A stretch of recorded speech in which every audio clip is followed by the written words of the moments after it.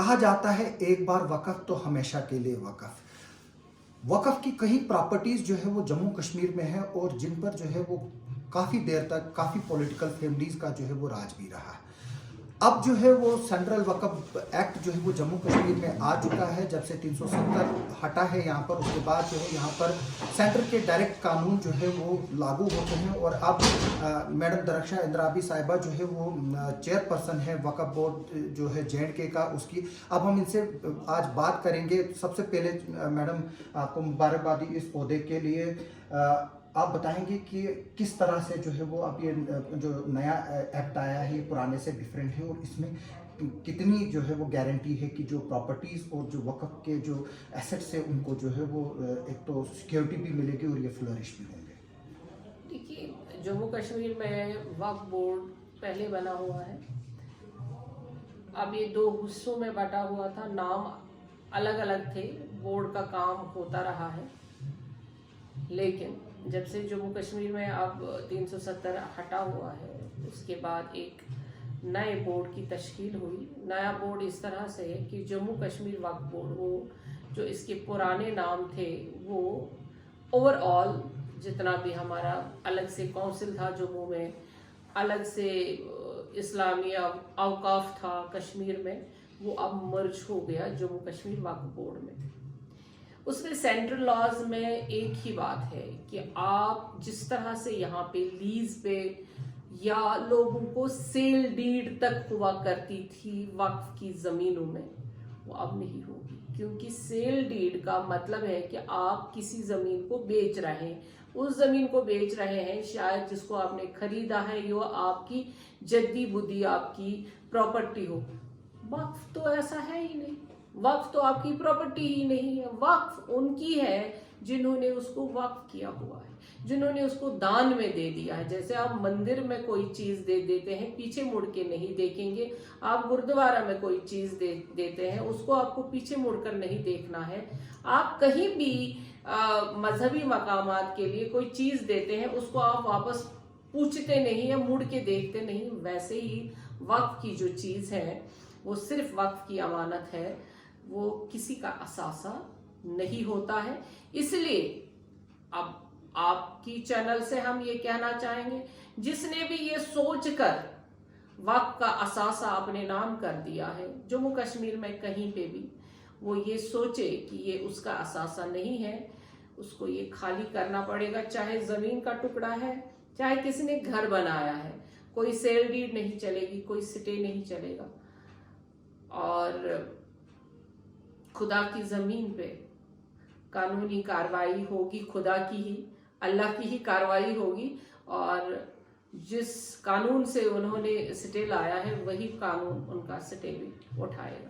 तो कई ज़मीनें जो है इस वक्त, अगर हम इस वक्त किश्तवाड़ में बैठे हैं, यहाँ पर जो है कई ज़मीनें लोगों के कब्ज़े में है। पिछले कुछ सालों में हमने देखा सिर्फ एक हमारे मोहम्मद इकबाल भट्ट साहब हैं जिन्होंने 2-2.5 कनाल ज़मीन उनके पास थी, उन्होंने जो है वो औकाफ को जो है वो लौटा दी।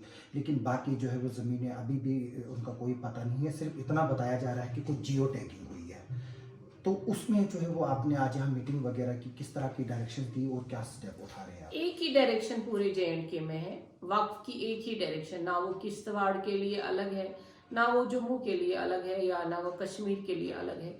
एक डायरेक्शन है कि जो अच्छे से वक्फ को अपनी प्रॉपर्टी वापस लौटाएगा उसको इज्जत से पेश आया जाएगा, जो नहीं तो उसको कानून और बाकी चीज़ों का भी सामना करना पड़ेगा।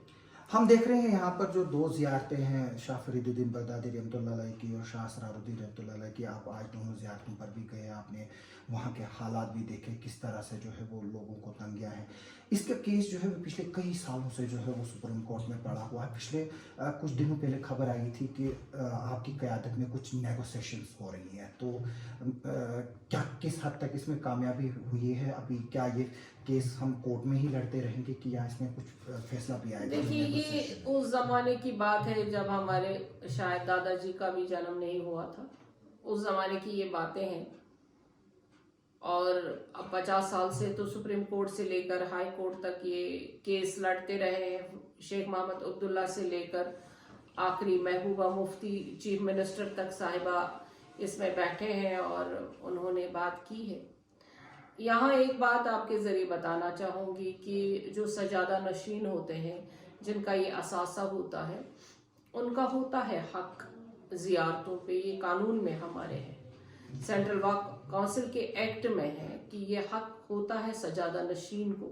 जो सजादा नशीन हो, जो औलादों में से हो, जो गैर कानूनी औलाद हो, यानी कि हम जिनके औलाद ही आगे हमारे पीरों के ना हो, वो कहें कि हम उनके औलाद हैं, वो तो सवाल ही नहीं पैदा होता है।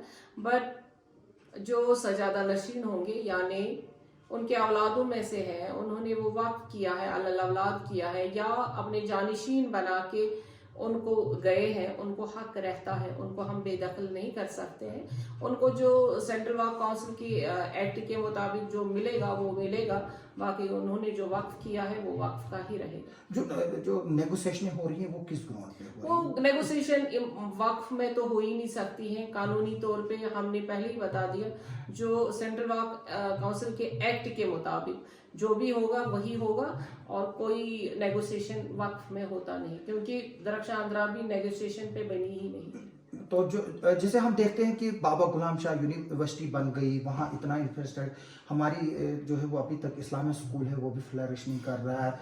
वहाँ पर आपको भी कंप्लेंटें आई होंगी एम्बेजलमेंट्स की, बाकी चीज़ों की।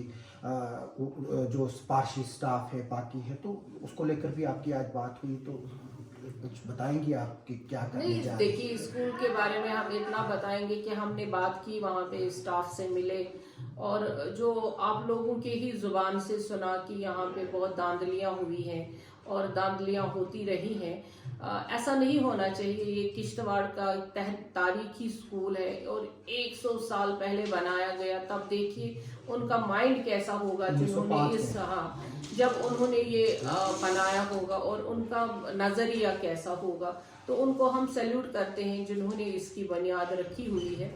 लेकिन आज के डेट में जो लोग इस चीज को खराब करना चाहते हैं या करते आ रहे हैं, आज की डेट में तो होगा नहीं, लेकिन जितने इदारे आपके प्राइवेट स्कूल जितने भी चल रहे हैं उनमें प्रॉफिट होता है। बिल्कुल। ये क्यों खसारे में जा रहा है, इसके लिए हमने बोला कि तहकीकात हों, क्योंकि अभी जो हमें नए ऑफिसर आए हैं उनको वो अपने काम में बहुत बिजी भी रहते हैं। अब बेचारे सारा फुल टाइम इसमें दे रहे हैं। नए हैं, यंग है, डायनामिक हैं, काम करने वाले हैं, और हमें उम्मीद है कि नए ऑफिसरों की वजह से जो पुरानी जिस पे आप चाहते हैं तहकीकात हो, वो ज़रूर होगी। नहीं, इसलिए इस्लामिक स्कूल को जो है एक पॉलिटिकल असासा भी देखा जा रहा है कि यहाँ पर काफ़ी पॉलिटिकल प्रेशर है। तो क्या अभी तो ना आपकी कोई तरफ से क्या पॉलिटिकल, अरे सपोर्ट भाई होगी? कौन सा पॉलिटिकल प्रेशर और कौन सी पॉलिटिकल पार्टियां। वक्फ में पॉलिटिक्स का कोई अमल दखल ही नहीं होता है। ये इससे परे होता है और इसको परे रहना ही पड़ेगा, क्योंकि ना मैं महबूबा मुफ्ती हूँ, ना मैं फारूक अब्दुल्ला हूँ, ना मैं उमर अब्दुल्ला हूँ। उन्होंने वक्फ को अपना अखाड़ा बनाया था। दरख्शां के लिए इबादत है और इबादत की तरह ही करूँगी। एक इम्पॉर्टेंट जो वो एक डिफरेंस देखा जाता था पहले, जो एक बातें उठती थी शिया वक्फ बोर्ड और सुन्नी वक्फ बोर्ड को लेकर, क्योंकि अब वक्फ एक ही हो गया है, तो आप यहाँ तो कभी शिया वक्फ बोर्ड बना ही नहीं है। वो ओनली इन इंडिया है, दो जगह वो है, बिहार और यूपी में। तो वहाँ भी शिया वक्फ बोर्ड इतना काम नहीं कर रहा है। यहाँ तो शिया वक्फ बोर्ड की तो अभी बात ही नहीं। और यहाँ जिस जगह पे शिया प्रॉपर्टी, ये 25% होना चाहिए उस आबादी का, जो कि नहीं है, तो उस असासे पे हम बोर्ड नहीं बना सकते। हाँ, अलबत्ता हमारे वक्फ में एक शिया मेंबर है, इसलिए कि हम तहकीक करें कि हमारे पास कितना असासा है, उसके लिए सर्वे होगी। अभी तो हमें इस सिलसिले में आगे की कोई पेशरफ्त का पता नहीं है, लेकिन जो हमारा सुन्नियों का असासा है उस पे हमें काम करना है। तो आप एक क्या मैसेज देंगे अपने एम्प्लॉयज को, जो बाकी एक सोसाइटी है, एक कौम को, क्योंकि आप इस वक्त मेरे एक सरबराह एम्प्लॉयज हैं। वक्फ के जहां भी जिस कोने में हैं, उनको अपने आप को वक्फ करना पड़ेगा। अदरवाइज अगर वो ऐसे ही काम करते रहें तो उनको कानूनी कार्रवाई का भी सामना करना पड़ेगा। तो ये थी मैडम दरख्शां अंद्राबी साहिबा, इन्होंने जो है वो हमारे साथ डिटेल में बात की। मैडम आपका बहुत बहुत शुक्रिया। हम उम्मीद करेंगे कि जिस तरह से बाबा गुलाम शाह बादशाह यूनिवर्सिटी बनी और आज वहाँ एजुकेशन जो है वो एक बहुत बड़ी चीज़ बनी हुई है, किश्तवाड़ में भी जो है उसी तरह के इदारे बने और जो यहाँ की तकरीबन 300 से 400 कनाल की करीब औकाफ की ज़मीन है उसको जो है वो आप जो एनक्रोचर है उनसे आज़ाद कराएंगे। शुक्रिया। Thank you.